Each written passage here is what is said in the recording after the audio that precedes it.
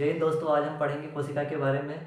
चलो देखते हैं। कोशिका एक बहुत बड़ा चैप्टर होता है, हम इसे 2 पार्ट में पढ़ेंगे। चलो पहला पार्ट पढ़ते हैं। देखो जरा, कोशिका के बारे में हम जानते हैं, कोशिका को अंग्रेजी में क्या कहते हैं? सेल कहते हैं। लेकिन इसका साइंटिफिक नाम होता है साइटो।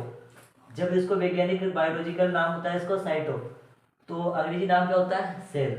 तो इसके अध्ययन को हम क्या कह देते हैं? साइटोलॉजी। कोशिका की खोज या जनक करी थी रॉबर्ट हुक ने। उसकी बात करते हैं जीवित कोशिका की खोज करी थी लेवेनहोक ने। जीवित कोशिका की खोज करी थी लेवेनहोक ने। और जो कोशिका का जो सिद्धांत होता है, सिद्धांत जो दिया था स्लेडन तथा स्वान ने। सिद्धांत का मतलब है कि जो हमारा शरीर होता है कोशिकाओं से मिलकर बना होता है, कोशिकाओं से मिलकर बना होता है। इसके बारे में बताया था स्लेडन तथा स्वान ने। अब क्वेश्चन आता है कि सबसे बड़ी कोशिका और सबसे छोटी कोशिका कौन सी है। एक आता है मानव शरीर की सबसे बड़ी कोशिका कौन सी होती है और मानव शरीर की सबसे छोटी कोशिका कौन सी होती है। और एक आता है कि दुनिया की सबसे बड़ी कोशिका कौन सी है और दुनिया की सबसे छोटी कोशिका कौन सी है। तो अपन को सबसे पहले बताना चाहिए कि दुनिया की सबसे बड़ी कोशिका होती है शुक्रमुख का अंडा और सबसे छोटी कोशिका होती है माइकोप्लाज्मा। हम बात करते हैं फिर मानव शरीर की सबसे छोटी कोशिका कौन सी होती है? स्पर्म, जो कि शुक्राणु होता है। और किसमें मिलता है अपन को? नर में मिलता है, नर युग्मक मिलता है। और फिर सबसे बड़ी कोशिका कौन सी होती है? अंडाणु होती है। अच्छा, फिर एक क्वेश्चन आता है कि मानव शरीर की सबसे लंबी कोशिका।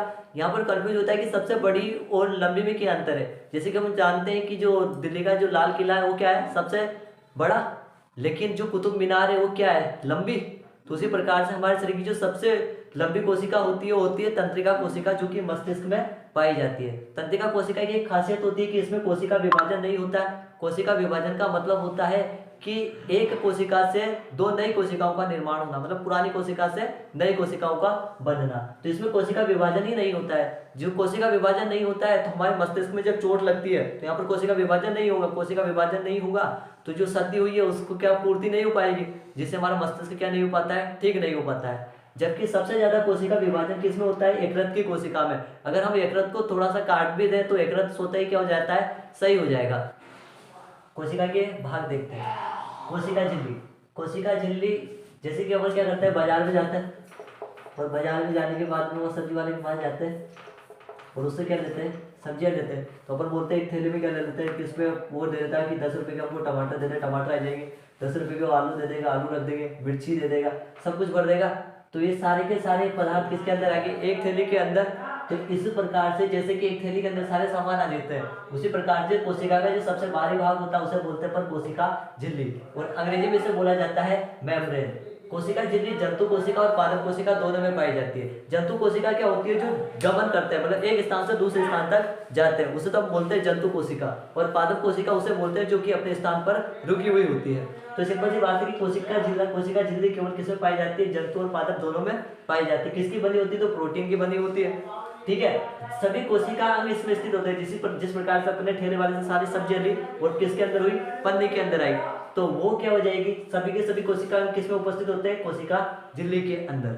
फिर उसके बाद में अगला पार्ट देखते हैं कोशिका भित्ति। जब अपने पास में ज्यादा सामान हो जाता है, भारी सामान, तो भारी सामान होने के बाद में वो ठेले वाला क्या करता है? अपन को डबल थैली देता है, डबल थैली देता है। उसी प्रकार से यहाँ पर भी एक कोशिका झिल्ली के चारों ओर इस प्रकार से एक और भित्ति होती है जिसे बोलते हैं पर कोशिका भित्ति। कोशिका भित्ति केवल और केवल पादप कोशिका में पाई जाती है और किसकी बनी होती है? सेलुलोज की बनी होती है। ये क्या करती है?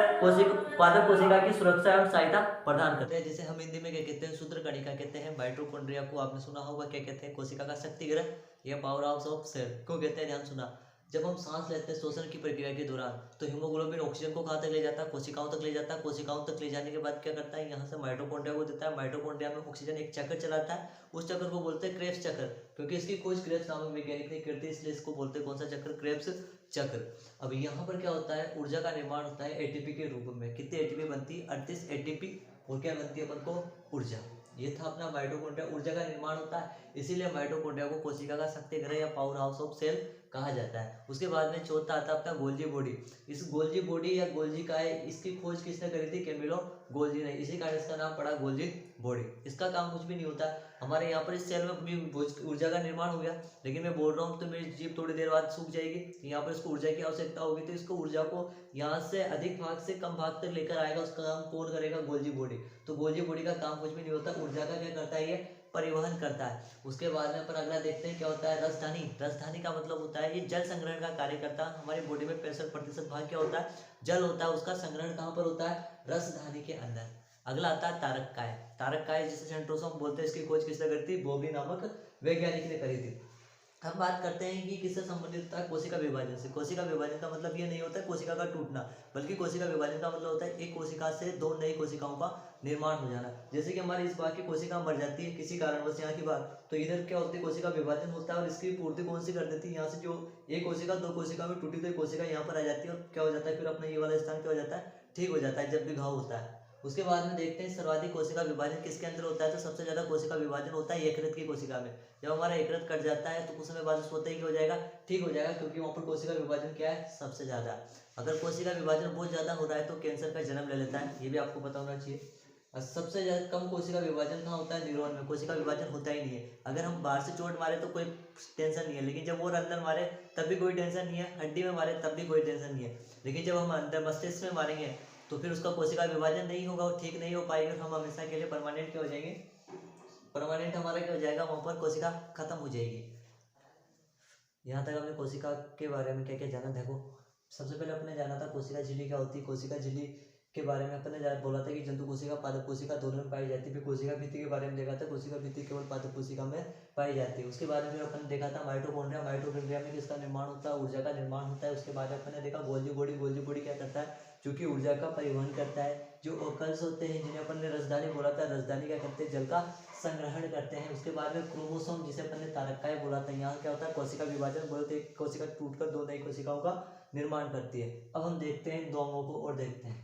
जिसे बोलते हैं एंडोप्लाज्मिक रेटिकुलम। अंतःपरद्रवी जालिका क्या होती है? अंतःपरद्रवी जालिका जिस प्रकार से हम अपने घरों को रुकाने के लिए क्या बनाते हैं? पिलर बनाते हैं, स्तंभ बनाते हैं, तो उसी प्रकार से यहाँ पर भी क्या होता है? कोशिका को रक्षा प्रदान करने के लिए पिलर होते हैं। पिलर के रूप में कार्य करती है कौन? अंतःपरद्रवी जालिका। और ये क्या करती है? आंतरिक कंकाल बनाती है और क्या करती है? इसे आंतरिक सहायता देती है। देखो, ये दो प्रकार की होती है, ध्यान से सुनना। ये इस प्रकार से होगी, एक स्मूथ ईआर होगी मतलब इंडोप्लाज्मिक रेटिकुलम, और एक होगी रफ इंडोप्लाज्मिक रेटिकुलम। जो स्मूथ होती है ये तो किसका निर्माण करती है? वसा का निर्माण करेगी, और जो अपनी कौन सी होती है? रफ होती है, ये करती है किसका निर्माण करती है? प्रोटीन का। वास्तव में प्रोटीन का निर्माण तो राइबोसोम करता है, तो इसकी जो रफ सरफेस बनती है डेड डेड टेस्ट करके, ये इसमें क्या स्थित होते हैं? राइबोसोम उपस्थित होते हैं। तो किसमें आता है? अंतःपरद्रवी जालिका के अंदर ही क्या पाए जाता है? राइबोसोम पाए जाते हैं। फिर अपन अगले पढ़ेंगे राइबोसोम। तो सिंपल सी बात है, राइबोसोम का मुख्य कार्य क्या है? प्रोटीन का निर्माण करना। लेकिन राइबोसोम पाए कहाँ पर जाते हैं? अंतःपरद्रवी जालिका की सतह पर पाए जाते हैं।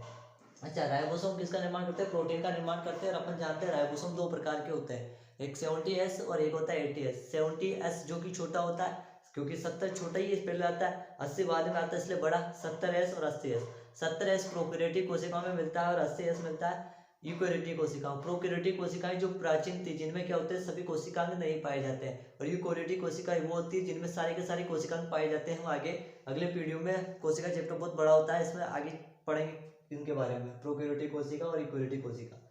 अगला लाइसोसोम। लाइसोसोम की खोज करी थी डी डुबे ने। लाइसोसोम की खोज करी थी डी डुबे ने। याद नहीं होगा नाम तो याद कर लेना, विकास दुबे से याद करना। विकास दुबे के गाल कैसे थे? लाल लाल, तो लाल से याद कर लेना। लाइसोसोम की खोज करी किसने? डी डुबे ने। तो याद रखना, लाइसोसोम क्या होता है? इसमें एक एंजाइम पाया जाता है जिसे बोलते हैं जल अपघटक एंजाइम। ये एंजाइम कोशिका की जिस भी अंग पर, जैसे माइटोकॉन्ड्रिया हुआ, गोल्जी का हुआ, इन सब में किसी भी अंग पर अगर गिर जाता है तो ये क्या करता है? उस जल अपघटक एंजाइम होता है, इस पूरे के पूरे अंग को क्या करता है? जला देता है।